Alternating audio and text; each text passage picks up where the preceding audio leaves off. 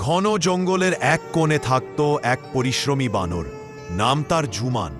খাবারের অভাবে সে একদিন সিদ্ধান্ত নিল নিজের কিছু একটা কাজ করবে। জঙ্গলে অনেক প্রাণী ছিল, হরিণ, খরগোশ, ভালুক, সবাই কোনো না কোনোভাবে নিজের প্রয়োজন মেটায়। তাই ঝুমান ভাবল, আমিও কিছু বিক্রি করব। হঠাৎ তার চোখে পড়ল নদীর পাড়ে পড়ে থাকা রঙিন কাপড়ের টুকরো। সে সেগুলো জোড়া লাগিয়ে ছোট ছোট জামা প্যান্ট বানাতে শুরু করল।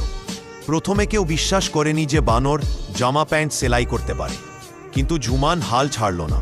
প্রতিদিন নতুন ডিজাইনে জামা বানাতো, রং মিলিয়ে প্যান্ট কাটত, আর হাসি মুখে সবাইকে দেখাতো। ধীরে ধীরে তার দোকান হয়ে উঠল জঙ্গলের সেরা পোশাকের দোকান।